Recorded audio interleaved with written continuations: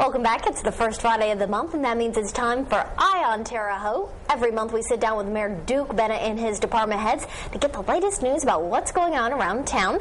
And joining me now is Terre Haute Mayor Duke Bennett. Good morning, Mayor. Thank you for joining us. Good morning, Abby.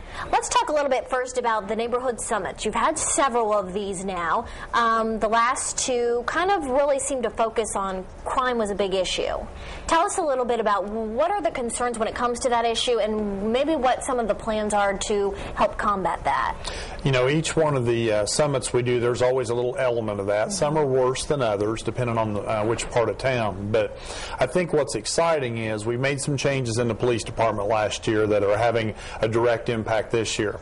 And one of the things we're seeing is the bicycle patrol. We started that last year, but we expanded it this year. And they're making a significant amount of arrests. And, you know, they're more stealthy. The people don't hear them coming. They don't see them. And we're making a lot of drug arrests. And that's one of the biggest complaints I have from neighborhoods is they'll say, well, I know they're dealing drugs in that house, you know, down the street, or they have some criminal element where kids are doing things, vandalism kind of things.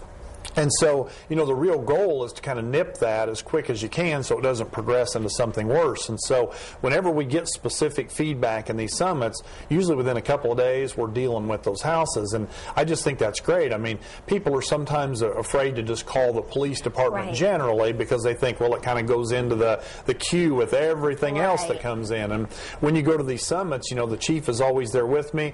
We take down those addresses. People want to usually remain anonymous, and that's fine. But tell us where this is going on at so we can then identify, and usually we send a street crimes unit out first, evaluate, see what's going on, and then we deal with the problem. And no matter what it is and where it is, and really try to look at, you know, how we can continue to combat crime.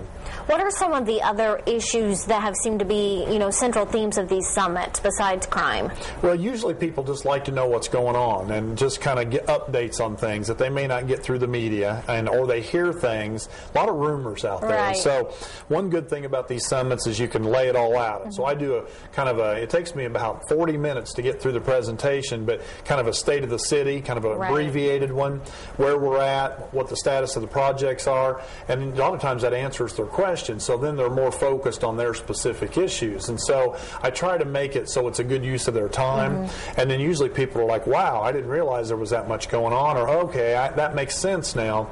And it's hard if you don't get out and speak to people. You really can't do that through just little sound bites. And so people are usually just wanting to know, well, what happened with Margaret Avenue project? You know, why haven't they started on it? Or, you know, when are they going to put storm drains in my neighborhood? That's a common question. Or sidewalks. And so we can usually give them some general information about how the process works, if it's a set project, when it's going to start. And then if not, then we take their contact information and then we go find out exactly when we're going to do something in their neighborhood.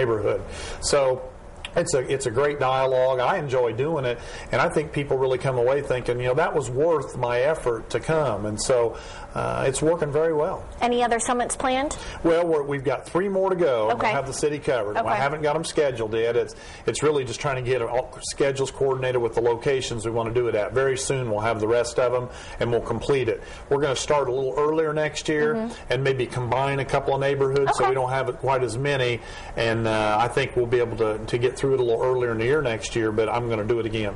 And one of the things we talked about last month was the new recycling program going on at College Park. How's that going, and do you maybe want to expand the program?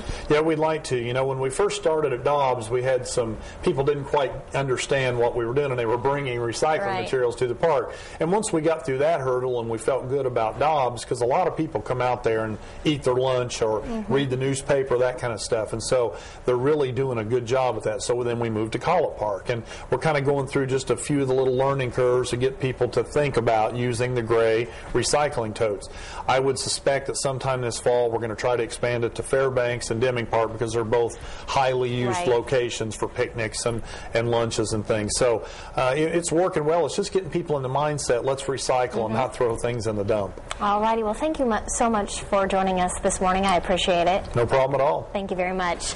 And again, Mayor Duke Bennett was joining us this morning. If you'd like to watch this segment again, a few past segments, or even if you have a question that you'd like to ask the mayor, you can go to our website at WTHI-TV.com and click on the community page.